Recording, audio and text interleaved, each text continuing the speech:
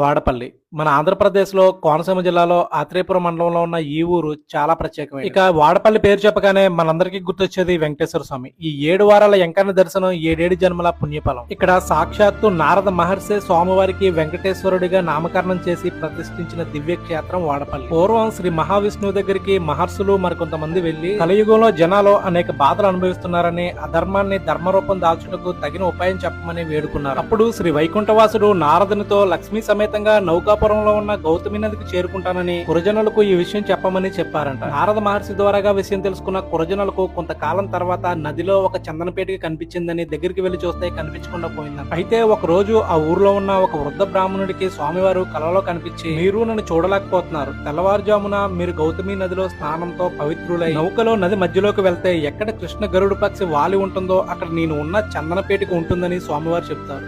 వృద్ధ బ్రాహ్మణుడు కల గురించి తెలుసుకున్న కురజనులు గౌతమి నదిలో చందన పేటికను గుర్తించి దానిని తెరిపించి చూస్తే దాంట్లో స్వామివారు ఉంటారు. అప్పట్లో ఈ వాడపల్లిని నౌకాపురం అని పిలిచేవారు. అయితే నౌకాపురంలో గౌతమి నదిలో స్వామివారిని చూసిన తర్వాత అప్పట్లో నారద మహర్షి స్వయంగా గౌతమి నది చెంతన స్వామివారికి ఆలయాన్ని నిర్మించాడు. కాకపోతే నది పోటు వలన గోదావరి గర్భంలో కలిసిపోయింది ఈ దేవాలయం.